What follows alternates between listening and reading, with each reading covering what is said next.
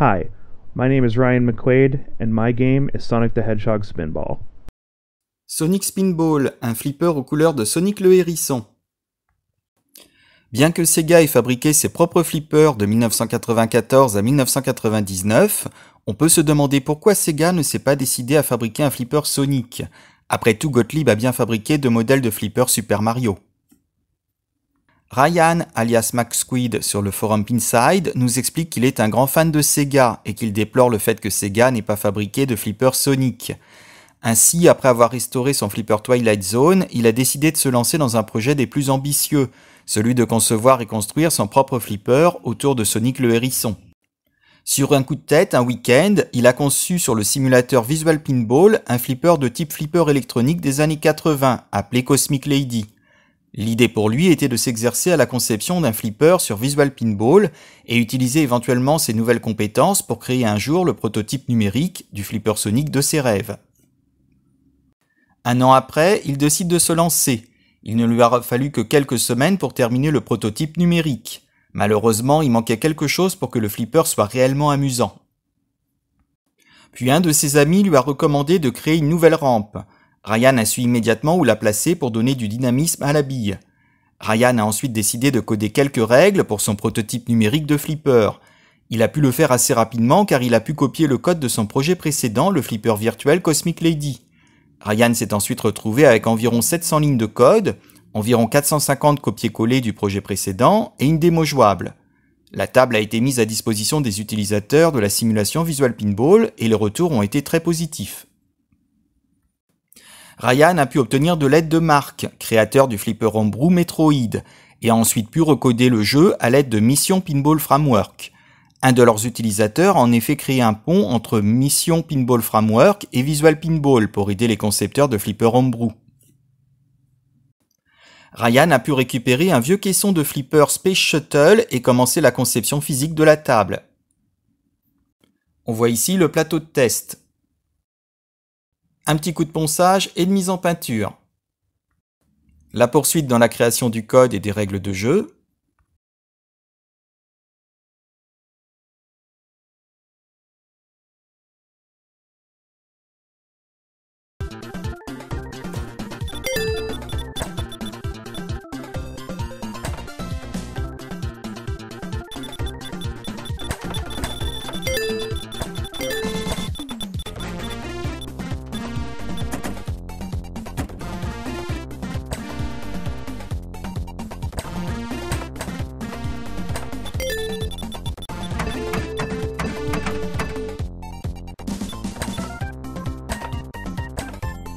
La création du plateau.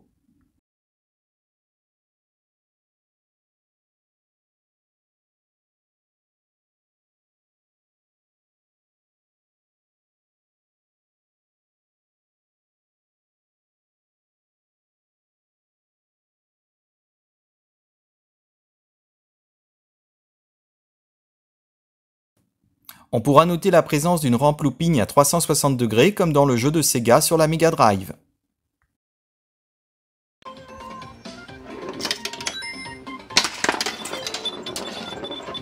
Le flipper possède d'autres gadgets très sympas comme le vaisseau du Dr Robotnik qui interagit avec le jeu.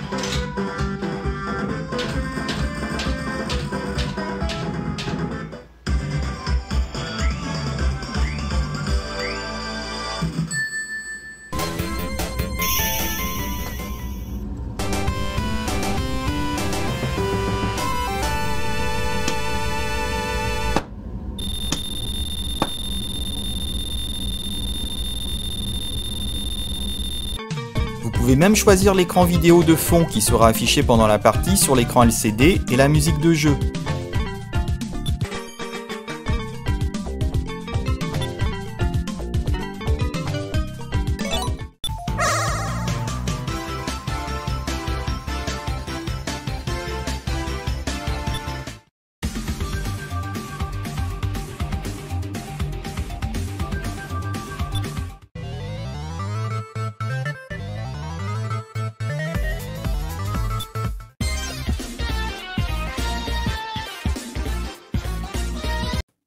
Les choses ont avancé assez vite si l'on considère que Ryan a réellement lancé son projet 11 mois plus tôt. La période de confinement a sûrement favorisé l'avancement rapide du projet, mais tout n'est pas tout à fait terminé puisque les règles de jeu ne sont implémentées qu'à 75% et il reste encore à finaliser l'artwork du plateau, la caisse et le fronton. À l'intérieur du flipper, 15 bobines, 60 relais, 70 ampoules LED RGB sur le plateau, un écran de 15,6 pouces. Innovation amusante, on peut même piloter les doigts de flipper avec une manette de Mega Drive. Ryan expose régulièrement son flipper homebrew et remporte de nombreux prix et distinctions. La première apparition de Sonic a eu lieu à la Virtual Pinball Expo en 2020, et le jeu a fait ses débuts physiques lors du Pinball Expo 2021 et Pintastic 2021. Les distinctions s'enchaînent au gré des présentations sur les salons. En octobre 2021, Ryan remporte le trophée du meilleur flipper homebrew au Pinball Expo Chicago, puis au Pintastic 2021, ainsi que lors du dernier Tweepy Awards. Cerise sur le gâteau, Ryan a été embauché par American Pinball en tant que nouveau game designer, une sacrée reconnaissance. Ryan est un spécialiste de la restauration de flippers et un joueur de flipper émérite. David Fix, le président d'American Pinball, dira de lui qu'il combine des idées classiques et modernes pour créer des expériences uniques, à la fois innovantes et familières.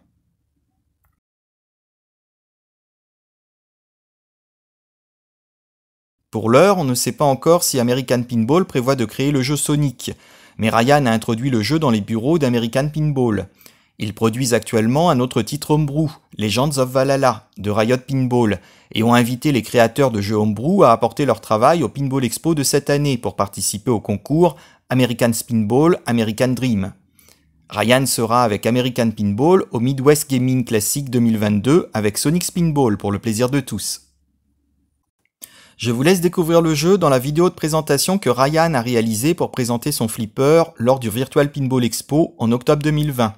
Attention, c'est en anglais, mais je vous ai déjà expliqué l'essentiel. Bon visionnage! Hi, my name is Ryan McQuaid, and my game is Sonic the Hedgehog Spinball.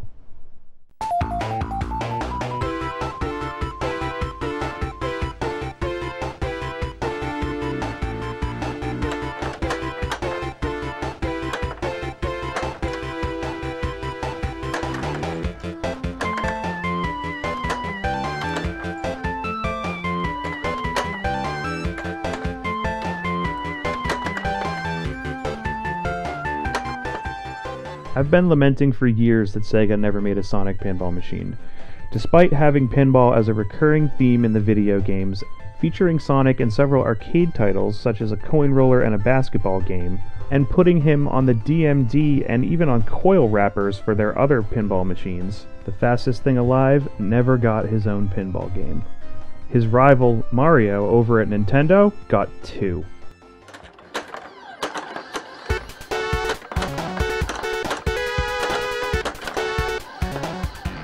While learning to restore pinball machines and during my multiple projects over the last few years, the idea of making my own game has always been in the back of my mind, and the theme seemed obvious. I told anyone that would listen that I would do it, quote, someday, and would even list off all the features I planned.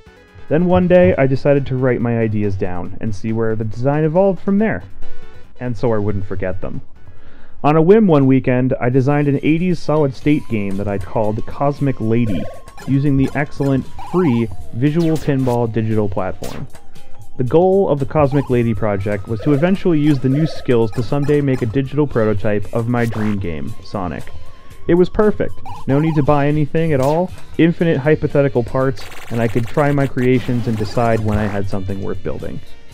After a year of planning during long car rides and excited hypothetical conversations with friends about features and how I would design it, I decided to get to work.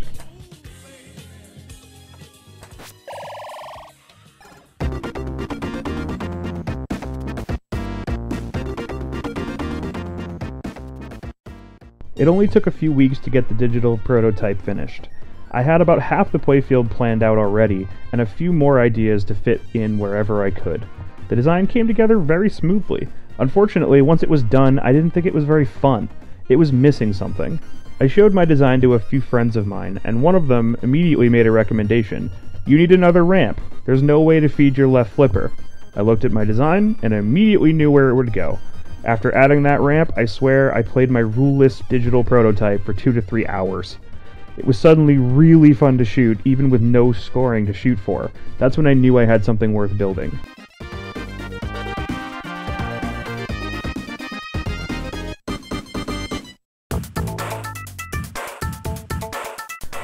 When I started designing Sonic, I knew I wanted to design a late 90s style game, since if it had been made by Sega, it would have been done in the late 90s. I decided to go with a more modern approach to the main gameplay loop. However, in the 90s style, I wanted to have a lot of little things to do on the side that could always happen at the same time, compounding the complexity and making it more fun. A lot of 90s games are actually really simple, but they all have so many small, independent moving parts happening at the same time that they feel really complex. And that's what I decided to go for. This approach lent itself well to being my first complex game design. I had designed a simpler game with Cosmic Lady, a street-level, early solid-state type game, but making a 90s or a modern style game is a whole nother level of complexity and difficulty. Since this started as the ultimate fan project, I decided I was going to treat it the same way when it comes to pinball mechanics. I took my favorite parts of many different famous pinball machines and I put them into one game. In theory, this would create my favorite game of all time. And because it was my game, I could do whatever I wanted. That's probably the best part about Homebrew, if you ask me. But enough history, let's get into some gameplay and details. The main objective of Sonic the Hedgehog Spinball is to defeat Dr. Robotnik and collect all 7 Chaos Emeralds. To reach Dr. Robotnik, the player must navigate through 7 game worlds, called zones. Each of these have 2 smaller sub-levels called acts. Once these are completed, the player advances to the 3rd act, which is the boss fight with Dr. Robotnik. Defeat Dr. Robotnik to collect the Chaos Emerald. Once you've done that, choose your next zone and go for the next Chaos Emerald. The most important mechanic in Sonic Spinball is speed.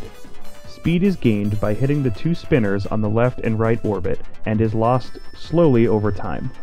Your speed in Sonic Spinball serves as both your playfield multiplier and your progress multiplier.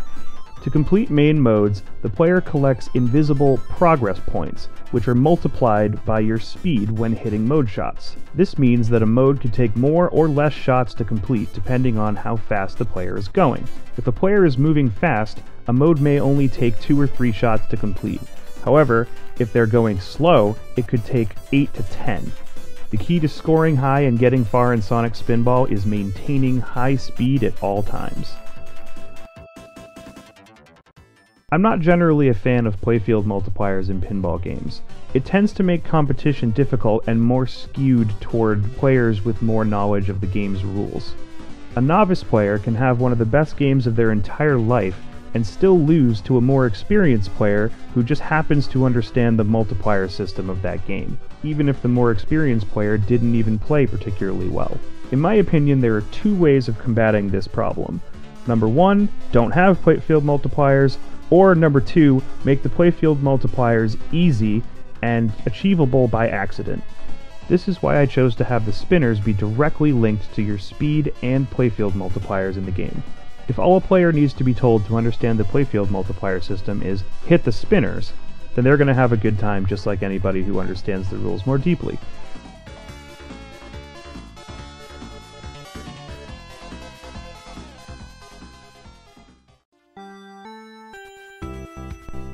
Sonic Spinball consists of 7 main mode shots. From right to left, we have the scoop, the right orbit, the right ramp, the center, the left ramp, the left orbit, and the loop. When people find out that I'm creating a Sonic the Hedgehog pinball game, their first reaction is usually, you gotta have a vertical loop. When thinking about where to add a loop into the game, I originally thought that maybe it could be placed on the shooter lane or even the back glass, similar to an NBA Fast Break or T3 style feature. However, when I thought about the games that I had played in the past, specifically T3 and T2, everyone likes T2's canon better than T3's, because it's on the playfield. Placing a vertical loop directly on the playfield was going to be a challenge. There's a reason not many have done it in the past.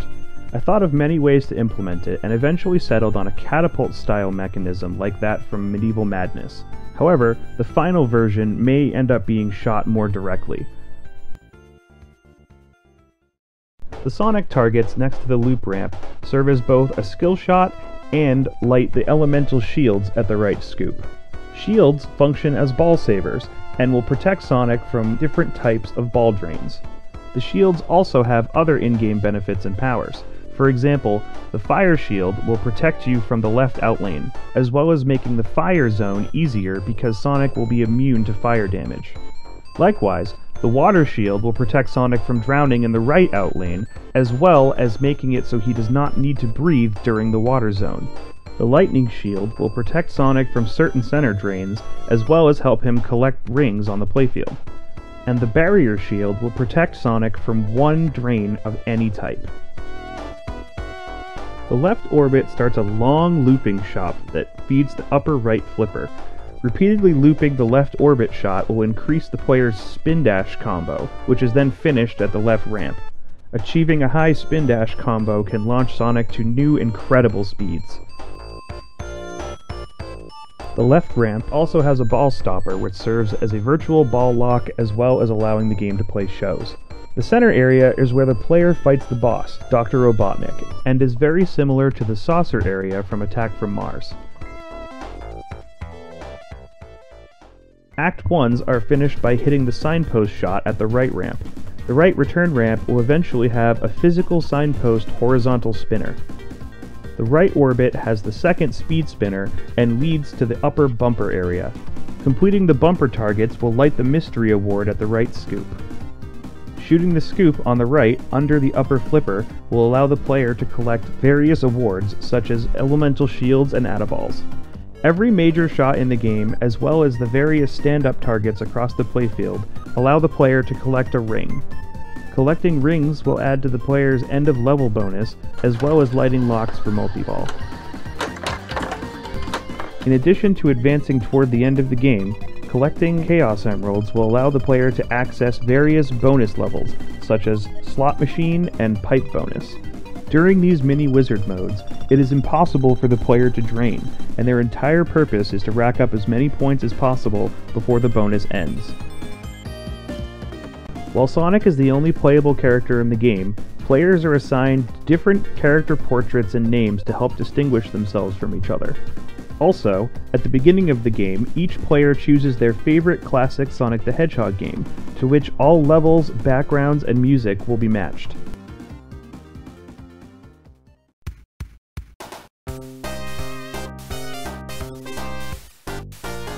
Now let's check out what it looks like under the hood. Sonic is controlled by a Windows PC and the Fast Pinball hardware platform. It runs on two Fast IO 3208 boards as well as their standard Nano controller. Dual power supplies as well as the Fast Power Filter board provide power to the game. Connected to the Fast platform, we have 15 coils, 60 switches, and over 70 RGB insert LEDs, each individually controlled by a Fade Candy board by Adafruit. The display is a 15.6-inch laptop display powered by the PC via HDMI. For software, Sonic utilizes the Mission Pinball framework. It was programmed almost entirely using the built-in Mission Pinball config files, with only a small amount of custom Python for managing assets. As mentioned previously, I originally designed the game using the free program Visual Pinball 10. I was even able to start programming the game before actually building anything by using the Visual Pinball to Mission Pinball Framework Bridge, a new feature in the Mission Pinball development stack. I hope to help improve this feature as well as add additional documentation so we can help others get into homebrew without any cost. I even released a playable demo of my game on Visual Pinball 10. Links to the instructions on how to download and play it yourself will be at the end of the video.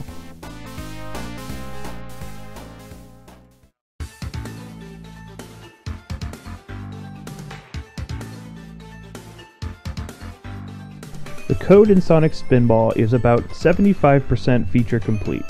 As of right now, the code contains 5 of the 7 planned main modes, 3 of the 4 multiballs, 2 of 3 mini wizard modes, 1 of 2 boss modes, and 8 out of the 10 planned side features. Not too bad for a project that's only 11 months old, huh?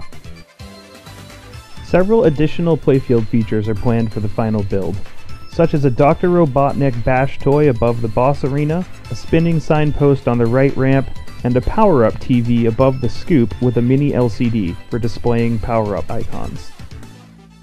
That's it for the showcase of Sonic the Hedgehog Spinball. I really hope you've enjoyed the project. There are too many people who've helped me along the way to thank in this video. However, I'd like to give a special thanks and shout out to Amber Cyprin for her incredible artwork on this whitewood, as well as the FAST community for all their help with my many questions, and my wife for her input and patience. If you've enjoyed the project and want to follow along, I've included a link to the Pinside thread I used to document the build on screen. I also live stream development at twitch.tv/thecephalopod. If you have any questions, comments, or suggestions, I can also be reached on Pinside under the username McSquid. Once again, thank you so much for watching my showcase. I hope to see you all in person at the Pinball Expo 2021 for the largest display of homebrew pinball ever compiled. Enjoy the rest of Pinball Expo and keep going fast.